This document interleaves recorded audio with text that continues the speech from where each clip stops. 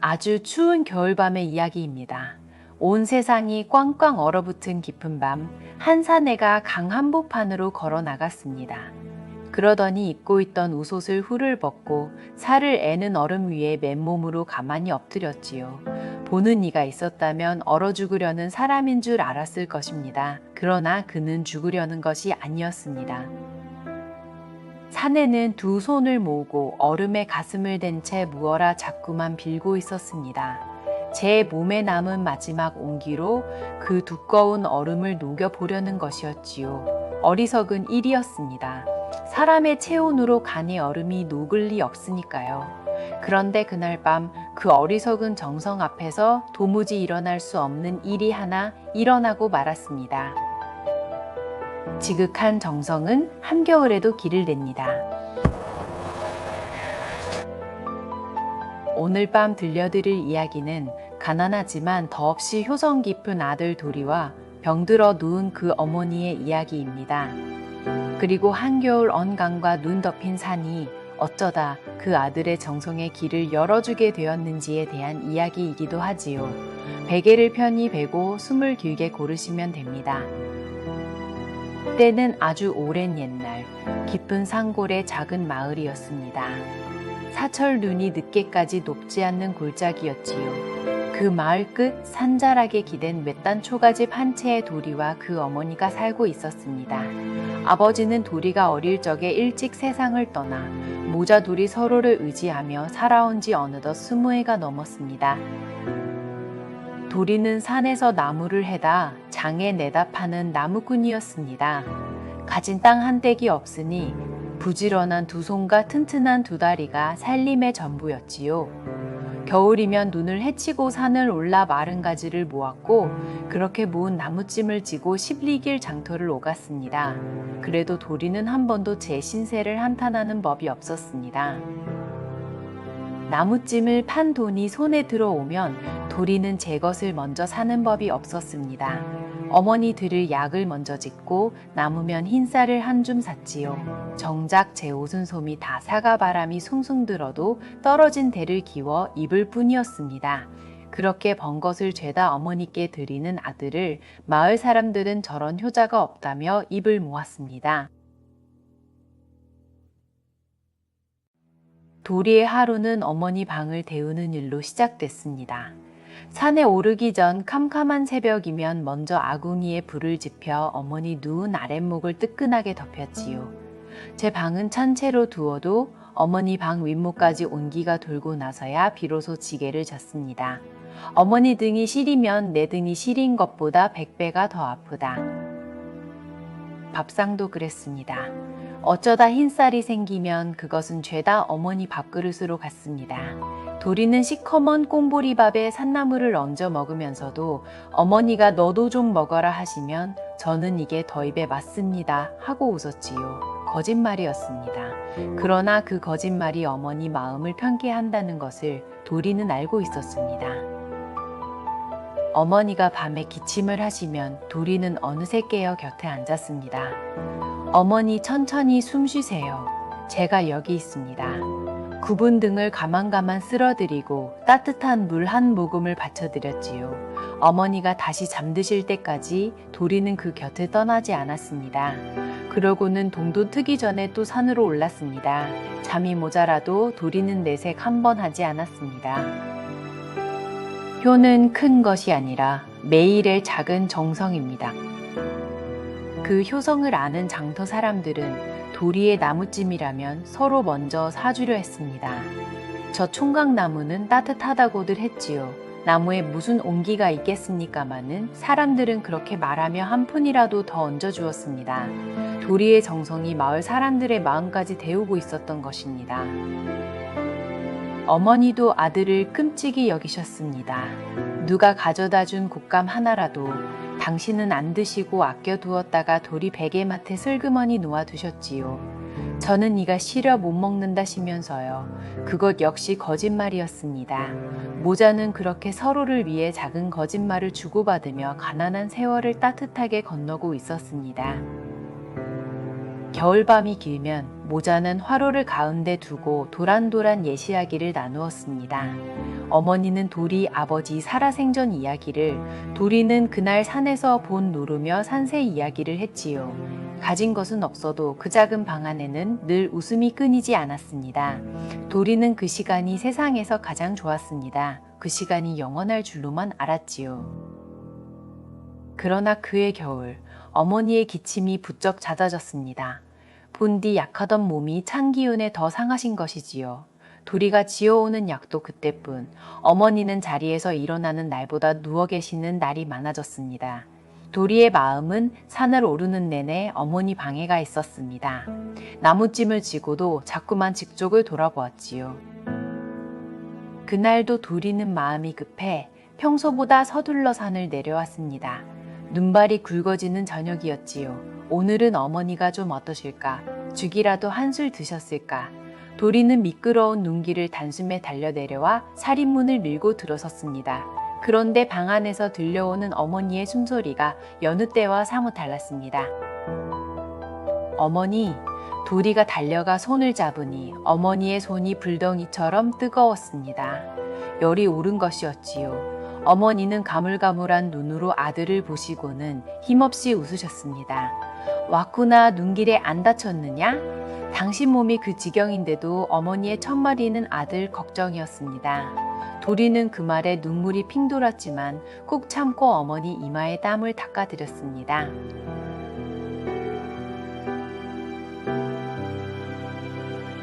그날 밤 도리는 한숨도 자지 않았습니다.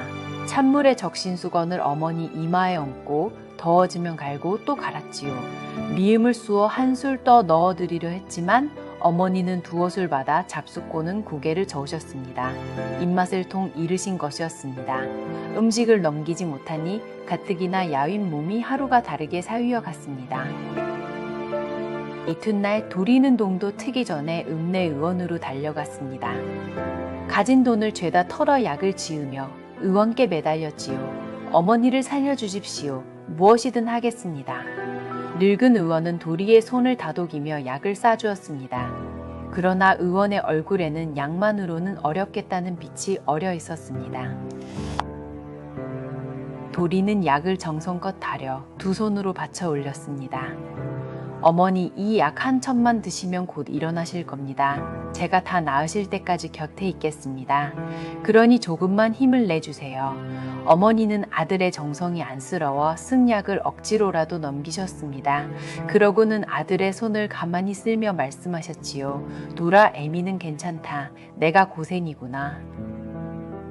곁에서 다 하는 마음에는 늦음이 없습니다. 어머니가 알아누우셨다는 소식에 마을 안악들이 하나둘 찾아왔습니다. 누구는 좁쌀죽을, 누구는 말린 나물을 가져다주며 도리를 위로했지요.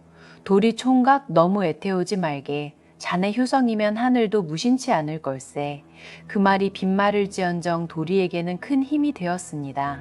가난한 마을의 인정이 추운 겨울을 그렇게 데우고 있었습니다. 그러나 며칠이 지나도 어머니는 차도가 없으셨습니다. 약은 약대로 드시는데 도무지 음식을 넘기지 못하시니 기운이 날 리가 없었지요. 도리는 산에 오르는 일도 미루고 어머니 곁을 지켰습니다. 무엇이든 한 술이라도 잡숫게 하고 싶어 이것저것 끓여 올렸지만 어머니는 번번이 고개를 저으셨습니다. 도리의 속이 새카맣게 타들어갔습니다. 보다 못한 도리가 어머니 손을 잡고 가만히 여쭈었습니다. 어머니, 무엇이든 좋으니 드시고 싶은 게 없으십니까? 제가 하늘 끝까지라도 가서 구해오겠습니다. 무엇이든 말씀만 하세요. 어머니는 한참을 잠잠히 계시다가 마치 꿈결처럼 가는 목소리로 한마디를 흘리셨습니다. 잉어가 잉어고기 한술 먹고 싶구나. 어머니는 눈을 감은 채 가만히 말을 이으셨습니다. 내 아버지 살아계실 적에 봄이면 강에서 잉어를 잡아다 국을 끓여주곤 했지. 그 뽀얀 국물이 참 따뜻했는데. 그 말 끝에 어머니는 옅게 웃으셨습니다. 철없는 소망인 줄 당신도 아셨지요. 한겨울에 잉어라니요. 강이 죄다 얼어붙은 이 엄동의 말입니다. 어머니는 곧 아니다. 애미가 괜한 소리를 했다 하시며 손을 내저으셨습니다. 그러나 도리의 귀에는 그 말이 이미 깊이 박힌 뒤였습니다. 도리는 창밖을 내다보았습니다. 마을 앞 강은 며칠째 이어진 추위의 돌덩이처럼 꽝꽝 얼어붙어 있었지요. 그 두꺼운 얼음 밑에 잉어가 있을 리도 있다 한들 잡을 길도 없었습니다. 그래도 도리의 마음은 이미 그 강으로 향하고 있었습니다. 그날 밤 도리는 어머니가 잠드시기를 기다렸습니다.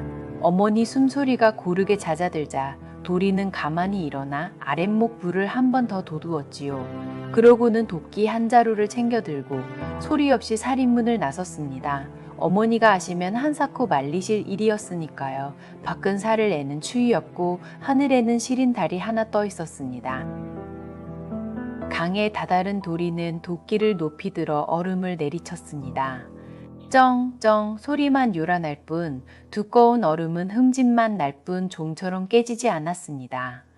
도리는 팔이 떨어져라 내리치고 또 내리쳤지요. 한참을 그렇게 했지만 겨우 손바닥만 한 자국이 났을 뿐이었습니다. 그의 도끼 자루가 뚝 부러지고 말았습니다. 도리는 부러진 자루를 쥔 채 얼음 위에 털썩 주저앉았습니다. 손은 고바 감각이 없고 이마에선 땀이, 눈에선 눈물이 흘렀지요. 어머니께 잉어국 한 그릇을 못 끓여 드리는구나. 도리는 하늘이 무너지는 것 같았습니다. 그러나 그대로 주저앉아 있을 도리가 아니었습니다. 사람의 힘이 다한 자리에서 정성이 비로소 시작됩니다. 도리는 문득 한 가지 생각을 했습니다. 도끼로 안 되면 내 몸으로라도 녹여보자. 어리석은 생각인 줄 알면서도 달리 길이 없었지요. 도리는 입고 있던 옷옷을 벗어 한쪽에 가지런히 개어놓고 살을 애는 얼음 위에 맨몸으로 가만히 엎드렸습니다. 그러고는 두 손을 모아 얼음에 가슴을 댄 채 빌기 시작했습니다.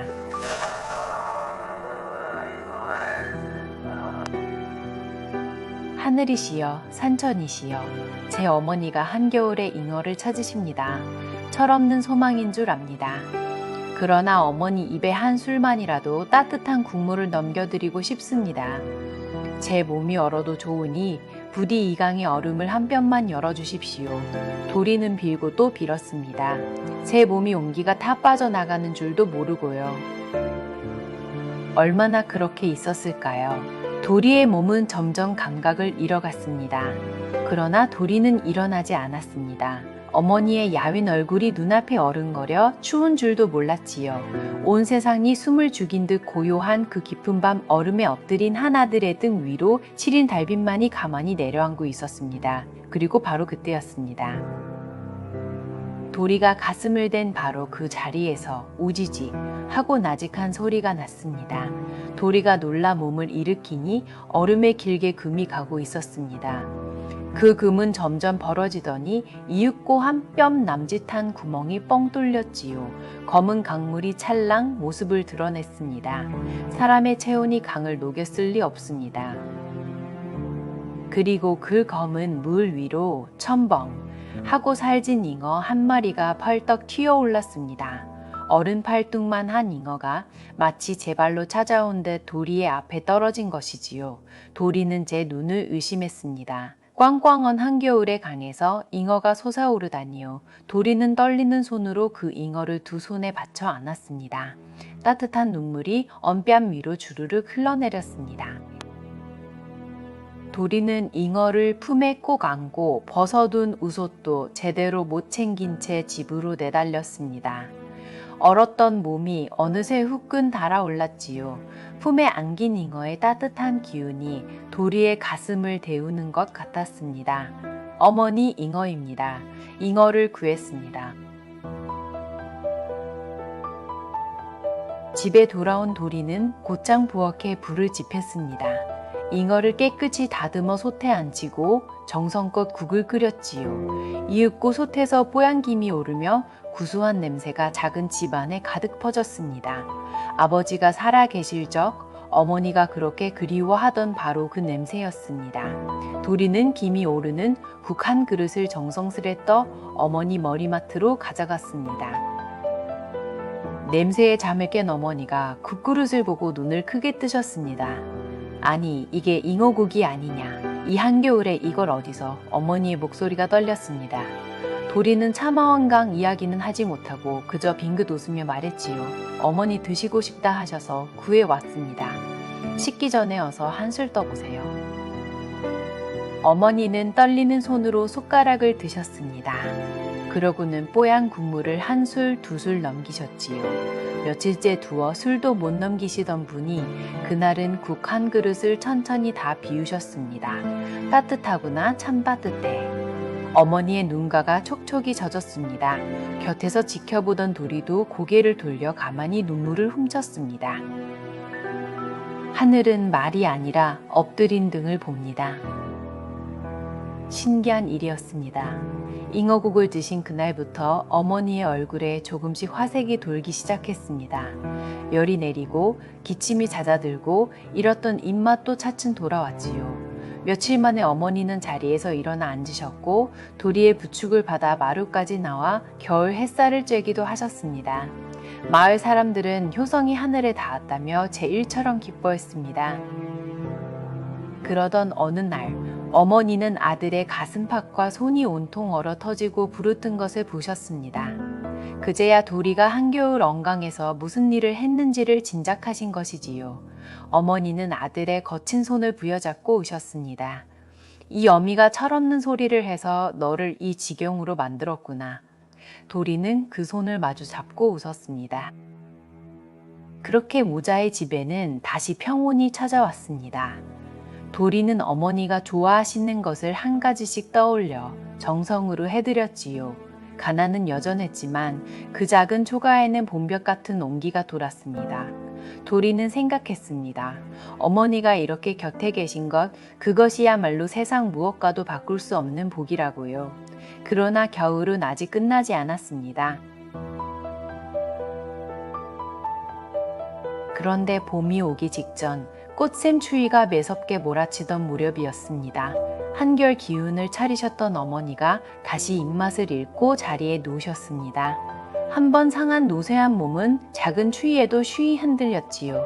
도리는 또다시 가슴이 철렁 내려앉았습니다. 그러나 이번에는 어머니께 직접 여쭈었습니다. 어머니, 이번엔 무엇이 드시고 싶으십니까? 무엇이든 구해오겠습니다. 어머니는 한참을 망설이셨습니다. 지난번 일을 아셨으니 또 무리한 것을 청하기가 미안하셨던 게지요. 그러나 도리가 거듭 여쭙자 어머니는 가만히 입을 떼셨습니다. 산딸기가 먹고 싶구나. 새콤한 그 맛이 입에 돌면 기운이 좀 날 것도 같은데. 산딸기라니요. 여름산을 새빨갛게 물들이는 그 산딸기는 아무리 일러도 5, 6월은 되어야 열리는 것이었습니다. 아직 산에 눈이 허옇게 남은 이른 봄에 산딸기를 구한다는 것은 잉어보다도 더 막막한 일이었지요. 그러나 도리는 이번에도 망설이지 않았습니다. 잉어를 구한 그 정성이 있었으니 산딸기인들 못 구하랴 싶었습니다. 정성이 한 번 길을 내면 두 번째 길도 마침내 열립니다. 이튿날 새벽, 도리는 어머니 방에 불을 지펴놓고 빈 바구니 하나를 메고 산으로 올랐습니다. 산딸기가 있을 리 없는 줄 알면서도 발길이 절로 깊은 산으로 향했지요. 어딘가 양지 바른 골짜기 한 군데쯤은 일찍 딸기가 맺혔을지도 모른다. 도리는 그렇게 스스로를 다독이며 눈 쌓인 산길을 한 걸음 한 걸음 올랐습니다. 도리는 양지 바른 골짜기를 찾아 산을 헤맸습니다. 눈을 헤집어보고 덤불을 들춰보고 바위 틈을 살폈지요. 그러나 어디에도 산딸기는커녕 푸른 잎 하나 보이지 않았습니다. 마른 가지와 얼어붙은 덤불뿐이었지요. 해가 중천을 넘기도록 산을 오르내렸지만 바구니는 텅 빈 채였습니다. 정신을 차려보니 도리는 한 번도 와본 적 없는 깊은 산속에 들어와 있었습니다. 길을 잃은 것이지요. 게다가 짧은 봄날 해는 어느새 뉘엿뉘엿 기울어 산속이 빠르게 어두워지고 있었습니다. 돌아갈 길도 나아갈 길도 보이지 않았습니다. 도리의 마음에 처음으로 두려움이 일었습니다. 어둠이 짙어지자 멀리서 짐승의 울음소리가 들려오기 시작했습니다. 도리의 등줄기에 식은 땀이 흘렀지요. 깊은 산속의 밤은 사람이 함부로 견딜 수 있는 곳이 아니었습니다. 도리는 큰 나무 둥치에 등을 기대고 두 손을 모았습니다. 어머니께 산딸기를 못 가져다 드리더라도 부디 저를 살려 다시 어머니 곁으로 보내주십시오. 그렇게 빌고 있을 때였습니다. 바스락, 어둠 속에서 무언가 다가오는 기척이 났습니다. 도리가 고개를 드니 저만치 어둠 속에서 두 개의 불빛이 푸르게 빛나고 있었지요.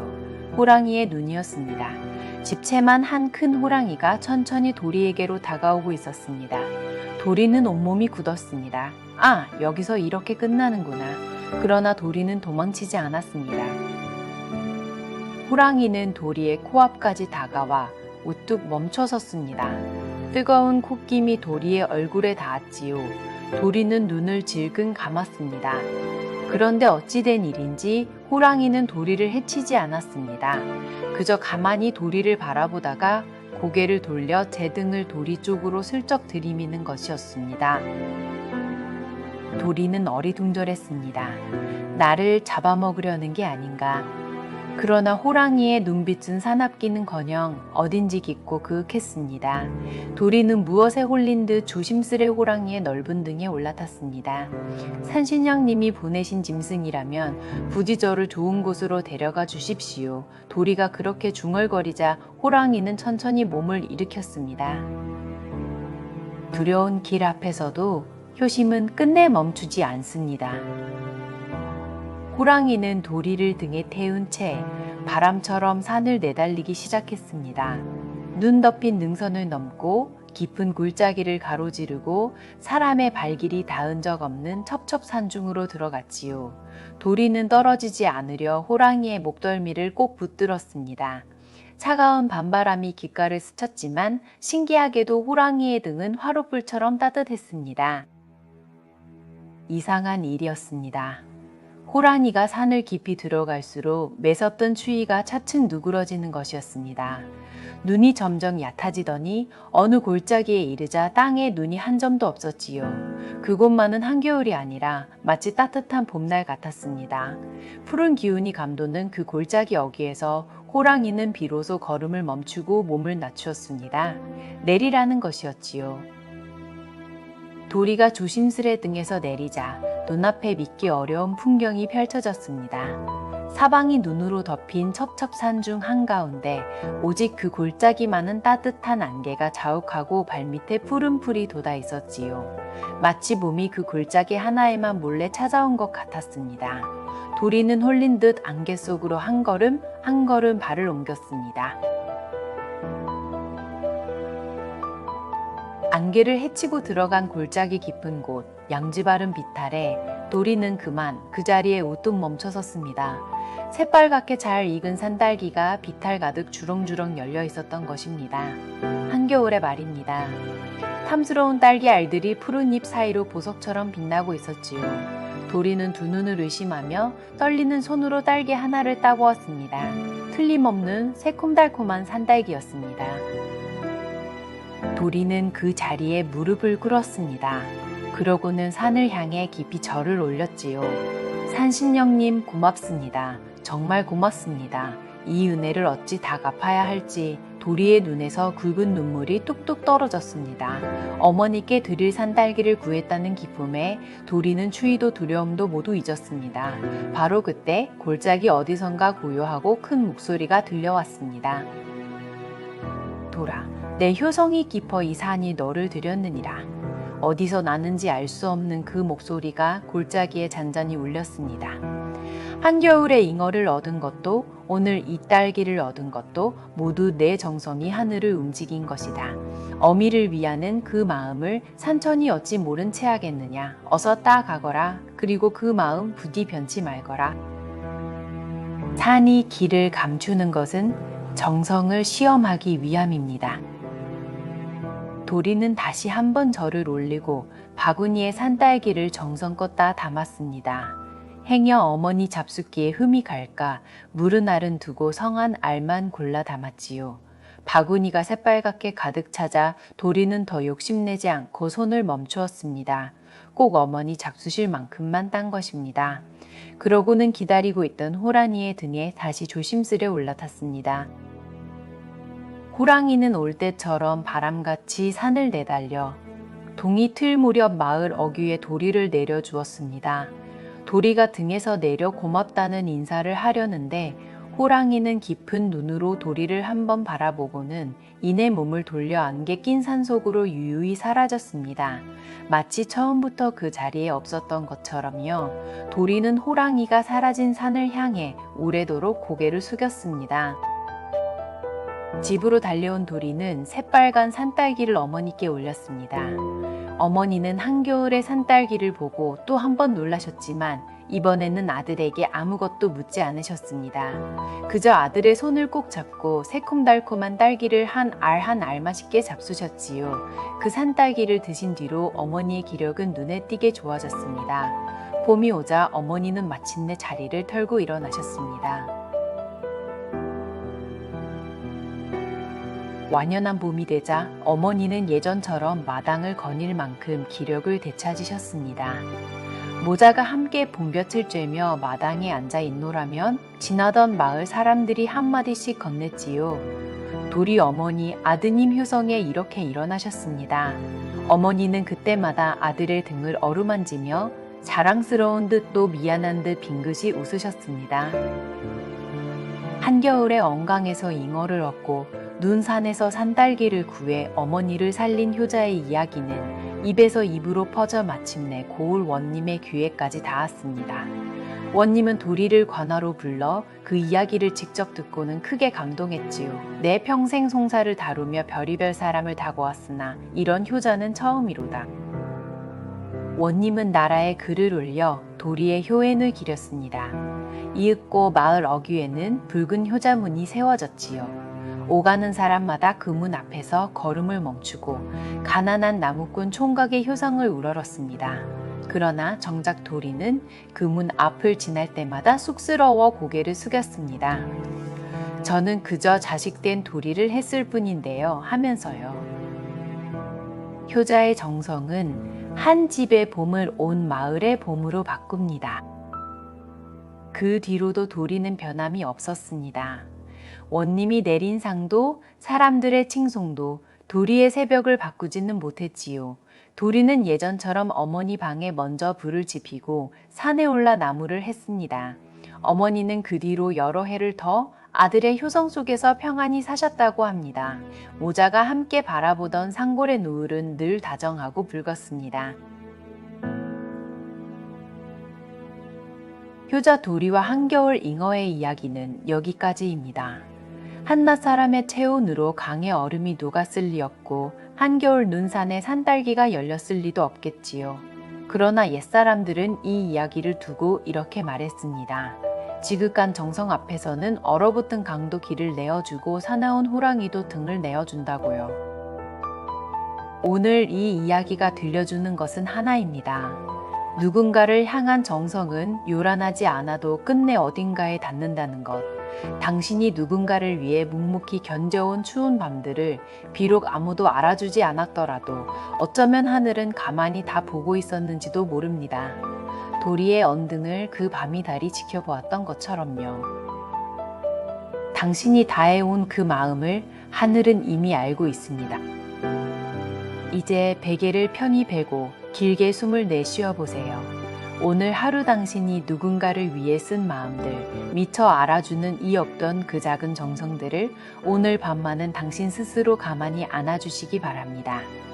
도리의 효심이 한겨울에 잉어를 부른 것처럼 당신의 다정함도 언젠가 당신에게 따뜻한 봄으로 돌아올 것입니다.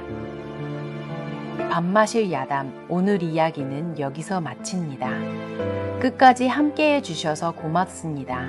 부디 오늘 밤은 따뜻한 잉어국 한 그릇 같은 깊고 편안한 잠 이루시기를 바랍니다. 좋은 꿈 꾸시고 또 다른 밤의 다음 이야기로 조용히 찾아오겠습니다. 안녕히 주무세요.